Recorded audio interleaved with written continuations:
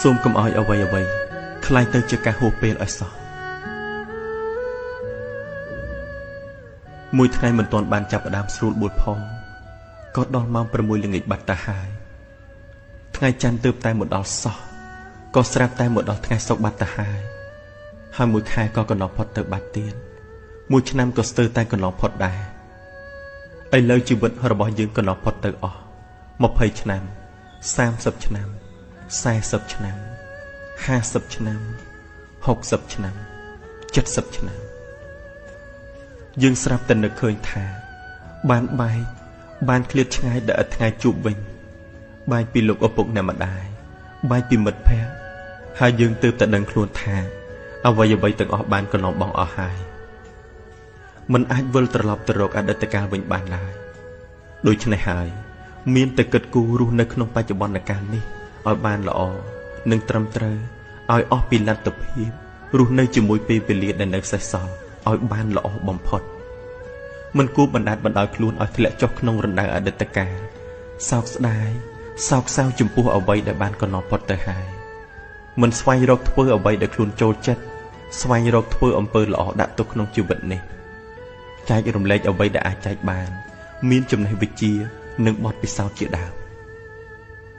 ផាត់ពណ៌ជីវិតរបស់យើងឲ្យមានពន្លឺភ្លឺស្រស់ថ្លាស្រស់ស្រាយចូលញញឹមដាក់បញ្ហាតូចតាចរបស់ជីវិតបញ្ហាតូចតាចដែលធ្វើឲ្យយើងដឹងថាយើងកំពុងរស់នៅកំពុងមានជីវិតបញ្ហាតូចតាចដែលធ្វើឲ្យយើងស្គាល់រសជាតិជីវិតដែលជាលំអជីវិតដែលនៅសេសសល់គួររៀនលុបចោលពាក្យថាចាំពេលក្រោយខ្ញុំចាំធ្វើវានៅពេលក្រោយខ្ញុំចាំប្រាប់គេនៅពេលក្រោយខ្ញុំចាំគិតនៅពេលក្រោយមិនត្រូវទុកវានៅក្នុងពេលក្រោយទេព្រោះអ្នកណាអាចនឹងដឹងថាពេលក្រោយនឹងមានសម្រាប់យើងដែរឬទេអ្វីដែលយើងមិនយល់ឬក៏មិនចង់យល់នោះគឺនៅពេលក្រោយកាហ្វេនឹងត្រជាក់នៅពេលក្រោយយើងនឹងផ្លាស់ប្ដូរអត្ថិភាពនៅពេលក្រោយមុនស្នេហ៍នឹងរលាយបាត់នៅពេលក្រោយសុខភាពក៏មានបញ្ហានៅពេលក្រោយកូននឹងធំអស់នៅពេលក្រោយម៉ែឪនឹងចាស់អស់នៅពេលក្រោយយើងអាចភ្លេចសន្យានៅពេលក្រោយពេលថ្ងៃខ្លាចជាយប់នៅពេលក្រោយជីវិតអាចត្រូវបានបញ្ចប់ហើយនៅពេលក្រោយច្រើនតែហួសពេលហើយយឺតពេលហើយ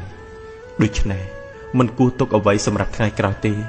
ព្រោះថាចាំពេលក្រោយអាចធ្វើឲ្យយើងបាត់បង់ពេលវេលាដែលល្អបំផុតបទពិសោធន៍ល្អបំផុតមិត្តសម្លាញ់ល្អបំផុតក្រុមញាតិល្អបំផុតពេលវេលាដែលល្អបំផុតគឺថ្ងៃនេះឯងខណៈល្អបំផុតគឺថ្ងៃនេះឯងយើងកំពុងស្ថិតនៅក្នុងអាយុមួយ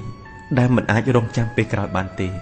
អ្វីដែលយើងធ្វើថ្ងៃនេះបានគួរធ្វើនៅថ្ងៃនេះ